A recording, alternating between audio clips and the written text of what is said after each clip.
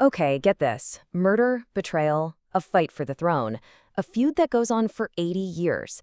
No, this isn't the latest streaming drama. It's actually one of ancient Egypt's most foundational myths. A story that literally defined what it meant to be king for thousands of years. And the craziest part? We only know this epic tale because it was all written down on one single, surviving piece of papyrus.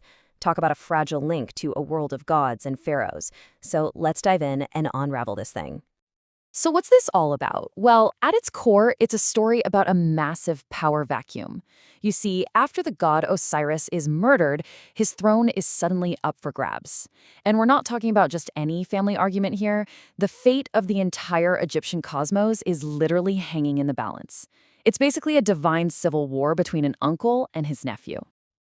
All right, so in one corner, you've got Horus. He's the son of the murdered king Osiris. So by all rights, through inheritance, he's the legitimate heir. But in the other corner is Seth. He's Osiris's brother, which makes Horus's uncle. And Seth, he's the god of chaos and strength. And he's not claiming the throne for some dusty old bloodline. Nope. He's claiming it by sheer power and might.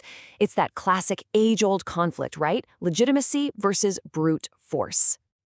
So that begs the question, right? How in the world do you solve a dispute this big?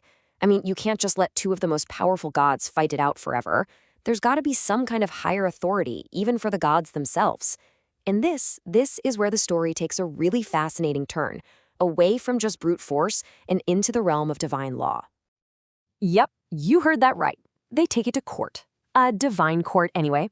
The whole case is brought before the Enad, which is basically the grand council of the most important gods in the entire Egyptian pantheon.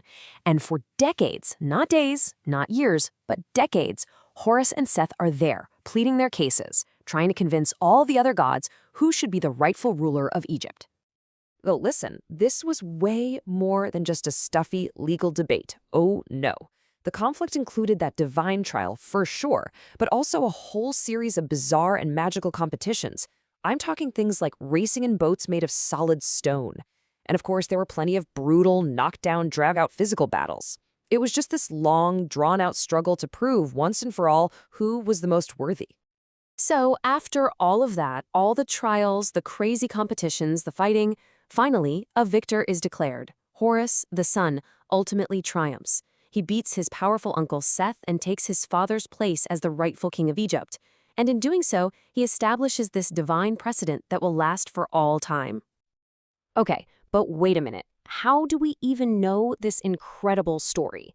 I mean, this epic tale of gods at war, it wasn't carved into some massive temple wall for everyone to see. No, its survival is actually way more delicate and, maybe even more remarkable because of it. This entire epic saga, it all comes down to one single fragile manuscript. Think about that.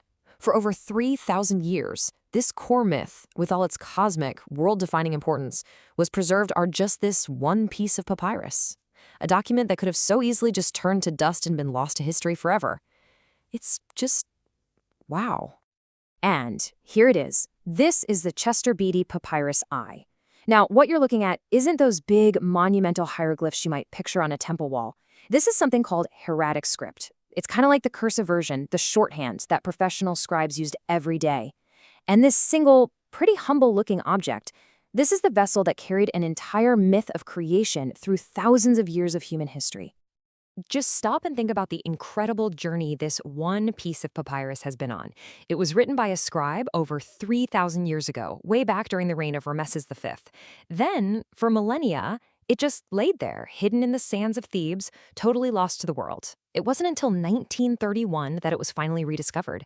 And now, its journey has taken it all the way to a museum in Dublin, Ireland. I mean, from ancient Egypt to modern Europe. What an incredible voyage through time.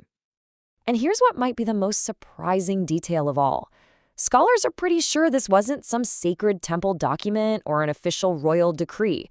Nope, it was probably just part of some scribe's personal library, something he copied down for the sheer joy of the story. It was ancient entertainment, a blockbuster of its day. But look, just because it might have been entertainment, that doesn't mean it wasn't also deeply, deeply important. This story wasn't just a myth. It was a political and religious blueprint. It was the operating manual that explained and justified the entire system of Egyptian kingship. And this really gets to the heart of why this story was so powerful. It all comes down to this idea of divine kingship.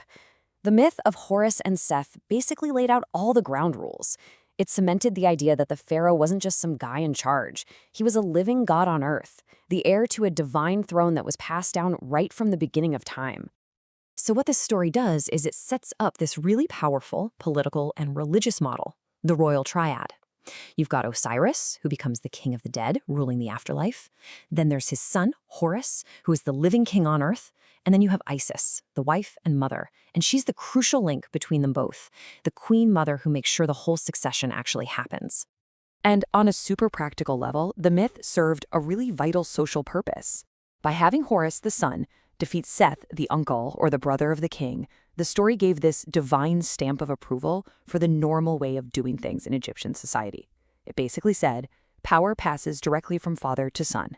End of story. But, the story doesn't just end there. For modern scholars, this ancient text isn't some closed book, not at all. It's actually the subject of a huge, ongoing debate about what it really represents. Is it a kind of history, a purely religious text, or maybe something else entirely? And that's the big question that Egyptologists are still wrestling with today. Once you peel back the layers of the myth, what was the person who wrote this really trying to say? What was its purpose beyond just, telling a really good story? Well, modern scholars have a few different takes on it. You've got some, like John Gwynne Griffiths, who think it's a kind of historical allegory, maybe a distant memory of real-world power struggles between different tribes, just turned into a cool story about gods. Then you have others, like Antonio Lopriano, who suggests it's actually political satire, that it's using these flawed, bickering gods to poke fun at how absurd human rulers can be. And then there's another camp, with folks like Alan Gardner, who see it as a flat-out masterpiece of literature, a story that can stand right alongside the other great epics of the world.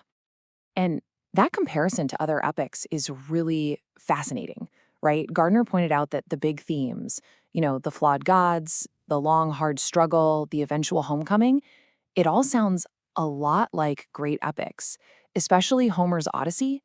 It kind of suggests that this wasn't just a uniquely Egyptian story, but maybe part of a much bigger, universal human tradition of epic storytelling. And so that leaves us with one last big thought to chew on. The story of Horus and Seth. It's a myth that was recorded on a piece of papyrus, and today we interpret it as history or satire or great literature. It really makes you wonder, doesn't it? At the end of the day, what's more powerful? The things that actually happened or the stories we decide to tell about them?